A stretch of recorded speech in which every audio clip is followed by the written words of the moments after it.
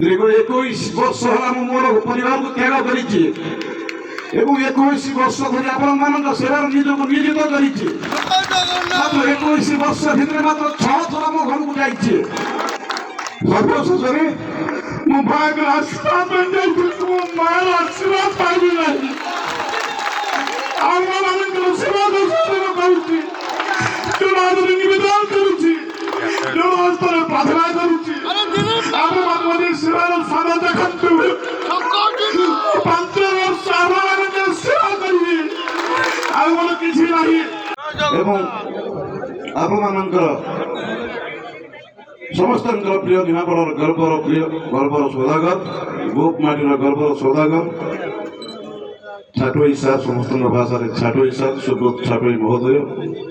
उपस्थित मंचर बसी समस्त अतिथिवृंद स्वल्प समय आदेश अच्छी निर्देश अच्छी स्वल्प बात आपण सहित कथनोपकथ करने आपण जानते आज ये पवित्र संध्यार आज भाषणबाजी समय नुहे भिक्षार समय मुझे सेवक खाली सेवक कहीदेले होनी दीर्घ 21 वर्ष है मोर परिवार को त्याग कर 21 वर्ष धरी आपण सेवा निजक नियोजित कर 21 वर्ष भितर मात्र 6 थर मो घर को जाइए सर्वशेष मो भाग रास्ता मो मार आशीर्वाद पाइबी ना आगे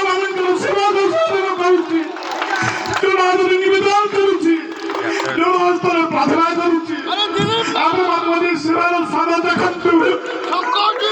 5 वर्ष सेवा करी आगे किसी नहीं चिंता नहीं रोग नहीं कौन सी आशा शक्ति नहीं साहाय्य करंतु आशीर्वाद करंतु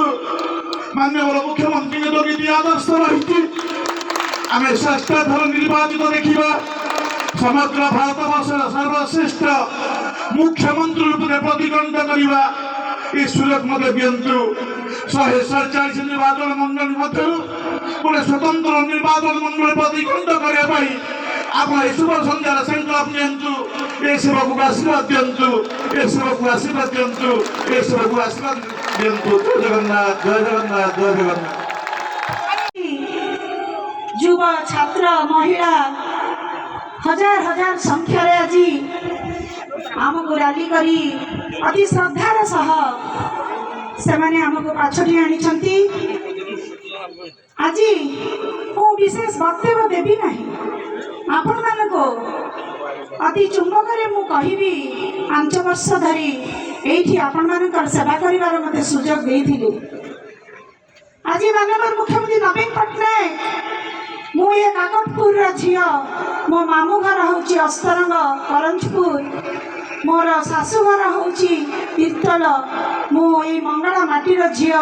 सारला माटीर बोहू आपण मानकर सेवा करने मते 5 वर्ष सुजोग देइथिले 5 वर्ष विधायिका मध्य थी 14 रु 19 19 रु 24 आपण मानकर सेवा करिछि ए माटी को मु प्रणाम जनाउछि ए शहीद माटी ए वीर माटी आपण माने समस्ते वीर समस्ते किछि ना किछि कोठी ना कोठी समस्ते दाग धरि बसचंती मु एति कि आपण माने को कहिबा को चाहे जे हम समस्तंकर आम 4.5 कोटी जनमानसर जे प्रतीक सारा भारत वर्षर जे सबुठी गोटे चर्चित चेहरा माननीय मुख्यमंत्री नवीन पट्टनायक 1 नंबर मुख्यमंत्री भाव में से निजक प्रतिपादन कर सारी आज आंकर जो निष्पत्ति दिलीप नायक को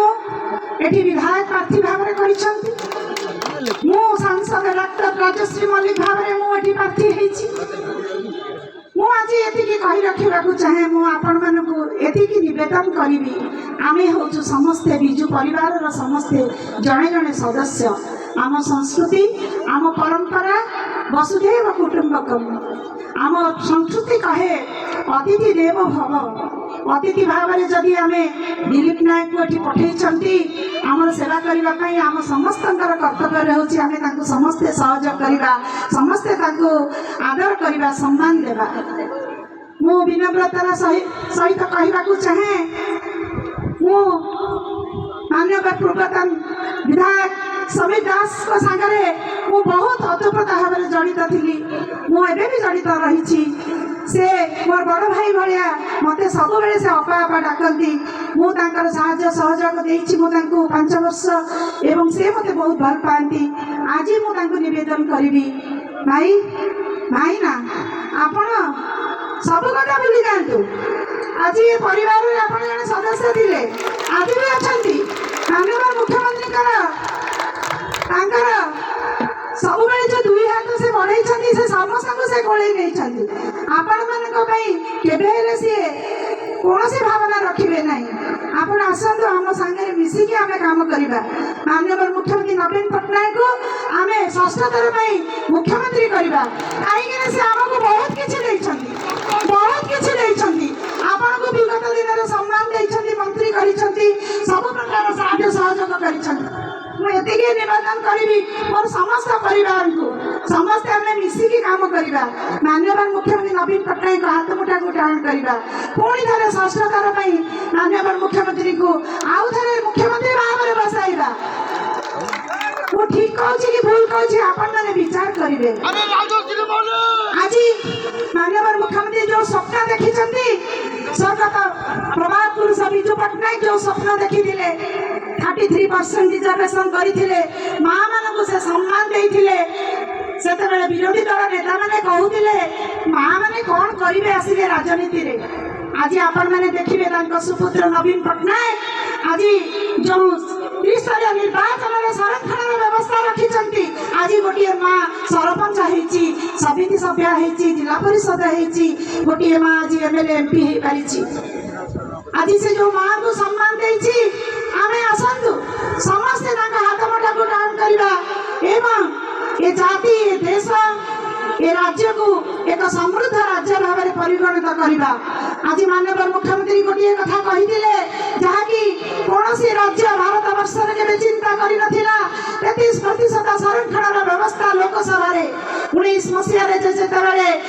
डिक्लेयर करते